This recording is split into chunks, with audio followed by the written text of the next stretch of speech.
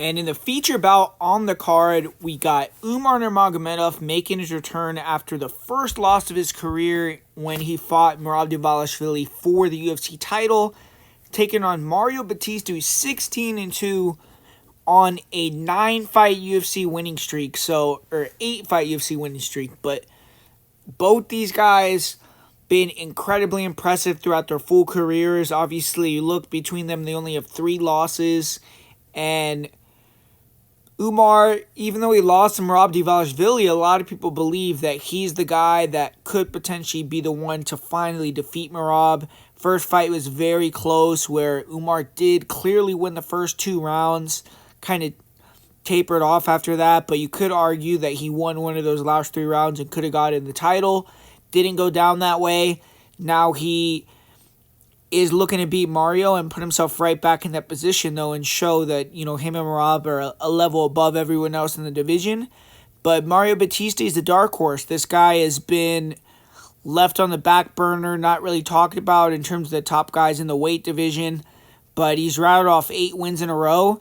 His last fight, the UFC set up Patchy Mix against Mario, and they said, hey, man, you could beat Mario Bautista, a guy that the fans are down on right now after that bad performance versus Jose Aldo.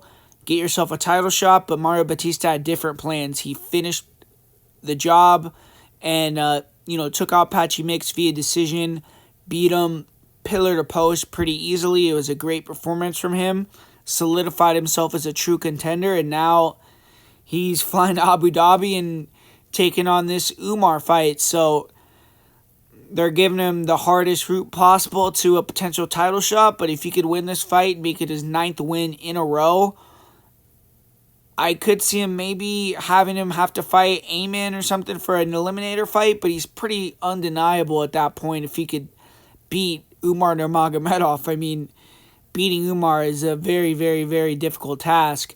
But looking at this fight, Mario, style-wise, has a really good style to beat wrestlers, like when he beat Patchy Mix, but Umar, we know, is a lot more dynamic on the feet and not just a wrestler.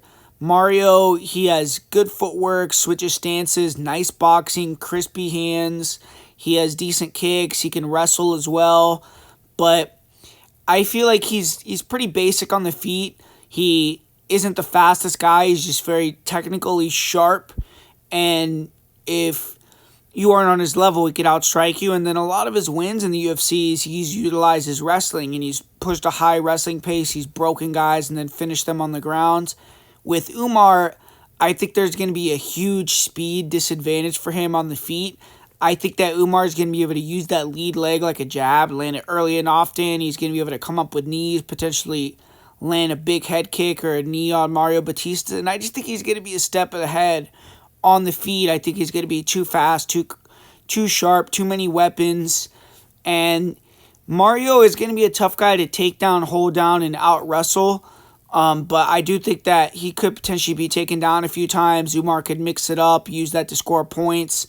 And I just see him being a little bit too fast and too good for Mario Bautista. And I think that Mario Bautista's a high-level fighter, but I think that he's a step below Umar.